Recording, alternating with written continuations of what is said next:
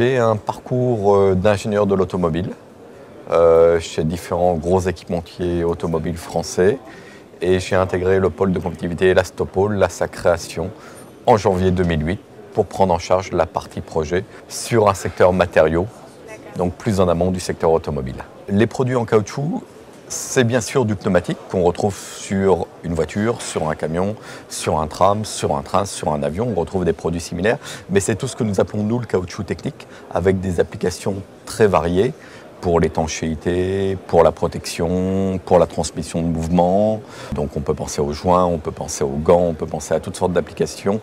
L'objectif d'un pôle de compétitivité, c'est d'abord de l'animation de réseau. Et le deuxième objectif, c'est de porter l'innovation au cœur des entreprises, et particulièrement des PME et des ETI. Le principal outil que nous avons, c'est les projets collaboratifs de R&D. Le réseau d'un pôle de compétitivité, c'est trois types d'acteurs. Les industriels, groupes, ETI, PME, TPE.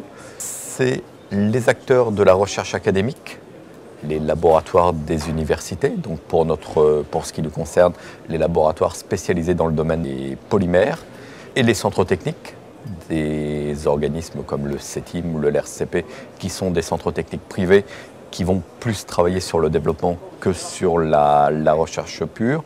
Et le troisième famille d'acteurs, la formation, que ce soit la formation initiale ou la formation continue.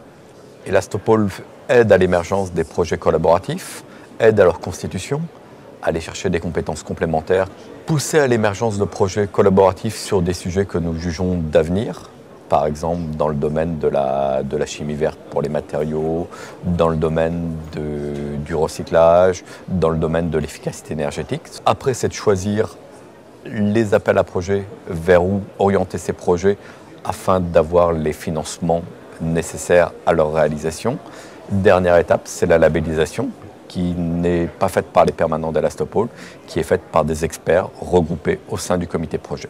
Les éléments clés du succès d'Elastopol, c'est d'abord de travailler sur une filière élastomère polymère, qui est une filière reconnue, avec des populations d'acteurs, quelques leaders mondiaux, en particulier Michelin et Hutchinson. Michelin pour le pneumatique, Hutchinson pour le caoutchouc industriel. Un tissu dense de TI et de PME. Et des laboratoires de recherche étalés sur les territoires du pôle et les autres, des laboratoires de recherche qui ont vraiment des fortes compétences à apporter aux industriels et qui permettent de développer l'innovation. Le caoutchouc industriel, c'est une variété de produits de marché très importante. Ce sont des caoutchoucs spécifiques pour toutes les applications. Donc il est vraiment très important d'aider les structures industrielles à se développer. Et après, on fait des pas très important dans le domaine de l'innovation. Les PME ont vraiment leur place sur le marché de la recherche. C'est d'autant plus important pour elles que ça leur permet de maintenir leur compétitivité et de résister à la concurrence d'entreprises travaillant dans des pays à bas coût, très compétitifs sur les prix, pas forcément sur la qualité, sur l'innovation, le service. On constate tous les jours que la recherche est valorisée, mais que la communication vers les structures industrielles les plus petites n'est pas suffisante. Donc dans ce cadre-là, on organise des rencontres spécifiques pour favoriser justement les contacts entre ces laboratoires de recherche et nos industriels, petits et grands.